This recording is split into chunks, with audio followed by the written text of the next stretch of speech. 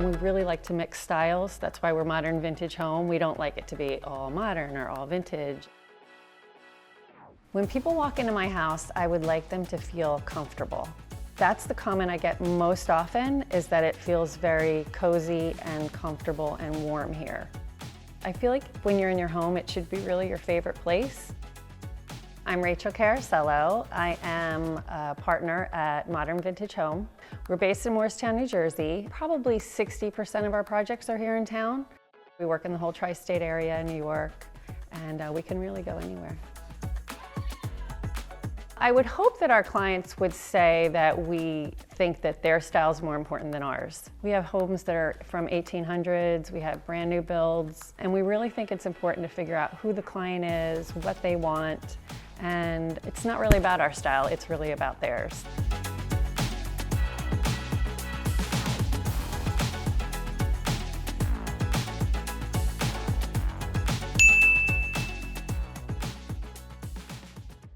We're in my home in Morristown, New Jersey. We bought the lot.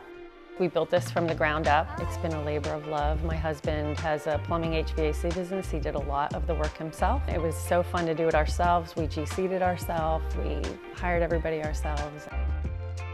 So Morristown is a very old town. There's lots of historic homes on the main street in town. We're sort of in the outskirts, I would say. There's still a lot of land in Morristown, which is really nice. We're not landlocked. People have big properties. Morristown is definitely a suburb of Philadelphia. And actually a lot of people work in New York too, believe it or not. I mean, it's about an hour and 15 minutes to get there. But yes, a lot of people commute to Philadelphia. And there's a lot of industry around here too, so. We found this lot. It's very private. It's got a really long driveway. You can't even see us from the street, actually. And it just seemed perfect. I just talked to my husband and we were like, all right, let's do it. Mid-century modern, let's go. So that's what we did. And I think the other thing was when I was designing the house, there's so many ideas that we have that we want to use and clients are not going for it. So I was like, every wonderful thing that I want to do, I'm putting in my house because nobody's going to tell me no, you know? Talking somebody into painting all their walls black is probably not going to happen. It's a hard sell.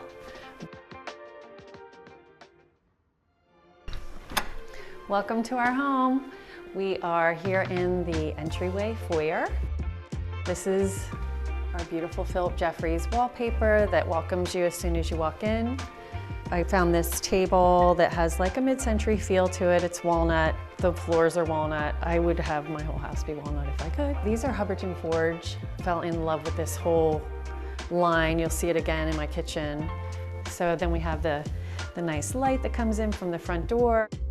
We have M-Tech on all of our door handles. Can't even imagine having it any other way. These are our light switches. This is called Buster and Punch. It's actually a company out of England. I'm not sure how long that they've been selling to the United States. They're almost like, now they're a piece of design as opposed to like when you're always trying to hide the outlets, but yeah, we love those. This is our living room. I didn't want a TV in here. I wanted it to be a place where everybody would sit and speak to each other and look at each other. And this is where we come when we just want to relax and chill out. As part of our design process, when we first start thinking about a room, we usually have like a jumping point. So I started with the fireplace actually. This paint color, it's Black Beauty from Benjamin Moore. I just matched everything around that. It's a really hard decision to pick a black.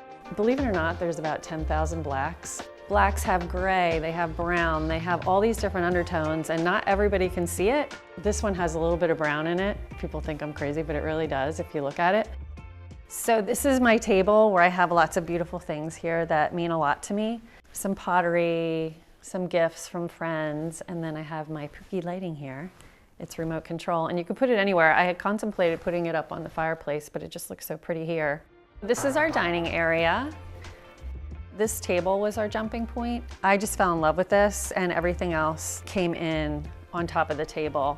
I didn't really want a live edge that looks rustic on the outside. This actually has the live edge on the inside, and then this beautiful piece of glass. So it's very sculptural and it gives texture. I had originally started off with very modern lighting and it just didn't feel right to me. So this just brought in, again, some warmth. It's probably not expected in the space.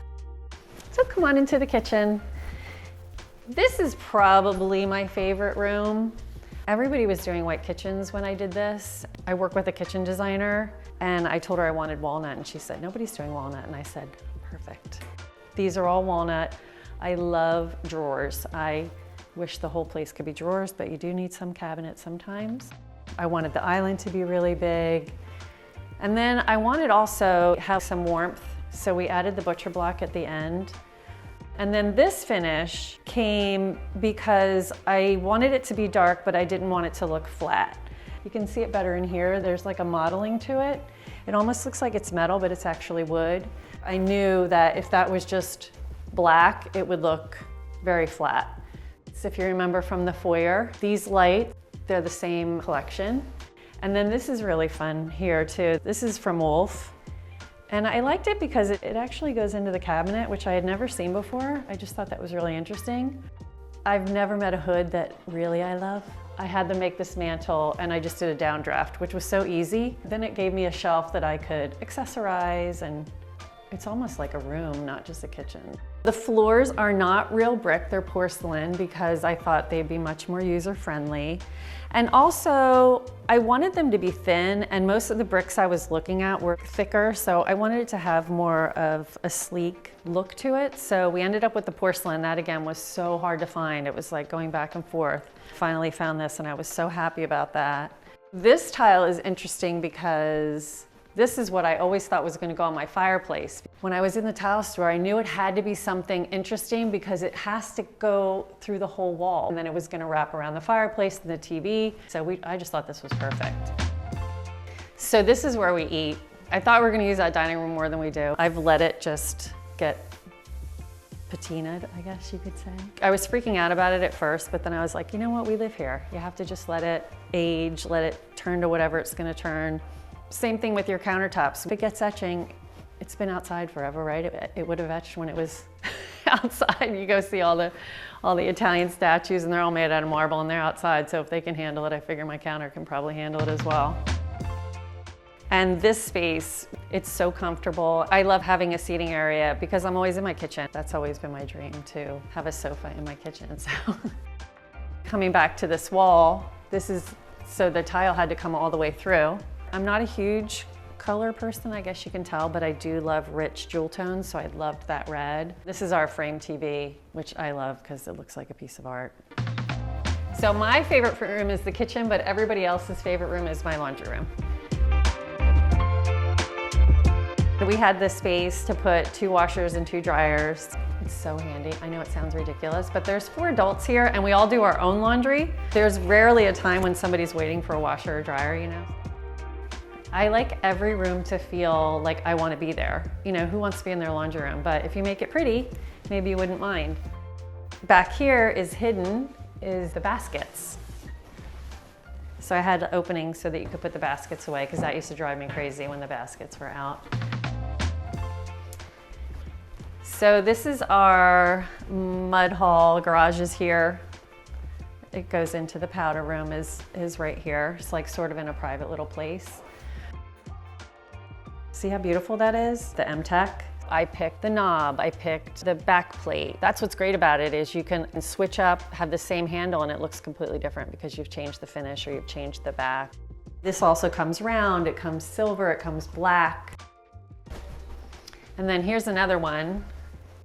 So this is a garage door. So I put black on black here because this didn't necessarily need to be something that we were looking at. But yeah, you can pick, there's so many different options.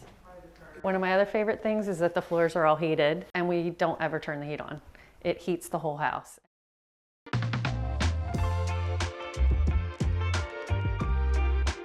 So we're gonna come into the primary bedroom. This is the one area in the house that is not dark. Here's our Philip Jeffries Blossom. It just set off the whole room. That was, like I said before, my jumping point. I also like to mix masculine and feminine. So I think this bedding is masculine and I think that there's pieces of feminine in here. And then over here, I wanted something mid-century looking here and I couldn't find the right piece. This is actually 2 dressers that I just put together to look like one big one. This is the primary bathroom. If you're in a bathroom, you really have to put vinyl wallpaper because otherwise it'll peel off from the steam. And you would never know that this is vinyl. It looks like a grass cloth. The counters, again, are natural stone. I had this custom made, and I actually bought those legs on Etsy. We always try to put a nice big rug when we can in a bathroom as well, as opposed to like runners. So it just, again, makes it feel like a room and not just a bathroom.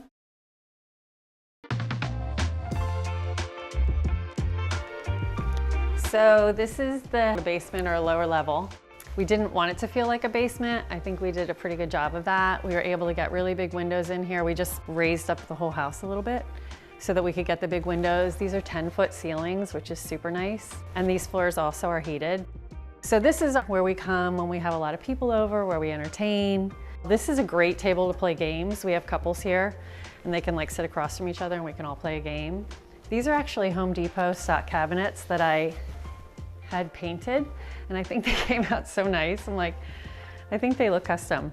What you do is, if you have something that maybe is like a budget item, you can add beautiful counters.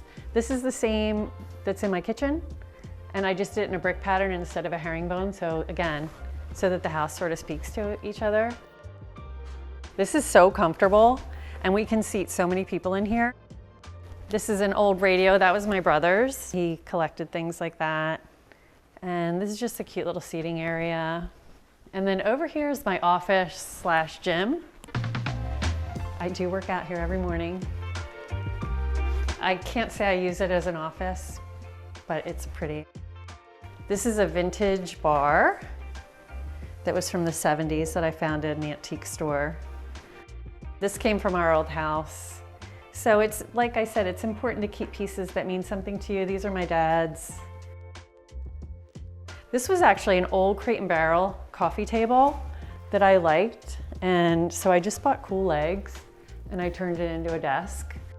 So this is a really good example again of keeping things that you love. Like every single thing on this bookshelf means something to me. You know, this was my dad's pasta maker. This is his badge. Our wedding pictures, pictures of the kids.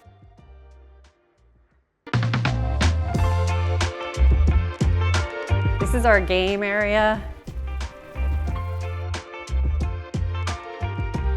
This is the ping pong. We do enjoy the ping pong. I love this table. And actually, I set this for our Thanksgiving table because you can fit 3 people here. So everybody was able to sit at this one table. It was amazing. I just took the thing off. These I got in an antique store. I don't know what they are. Everybody likes to laugh at them. And then this is shuffleboard, which is also really fun. And I was able to find, you know, cool ones that like look good with our decor. Wallpaper. So this is more layering. Again, I love putting art on wallpaper anytime I can. This is Lauren Williams. She does fiber art, which is so pretty. It's actually wool.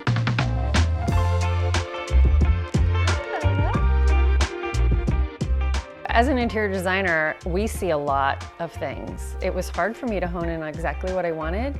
And the hardest thing about being an interior designer is that you see too much and there's nobody to narrow it down. Like I have to come up with the final decision where I'm working with a client, I'll give them a couple choices and then they choose it. But with me, it's like, but I love that one and that one and that one. Doing your own project is very fulfilling when you finally get to that place. I would say the end result of this project is it's peaceful. I feel very proud, and it's been a place that's just brought all of us a great sense of home. The kids love to come home. When I see everything that took so long to do and you look around and it just feels like, oh, we're here and it's done, and it just feels really just peaceful. I'm just so happy. And I just feel really blessed that I was able to even tackle this and have it finished, so.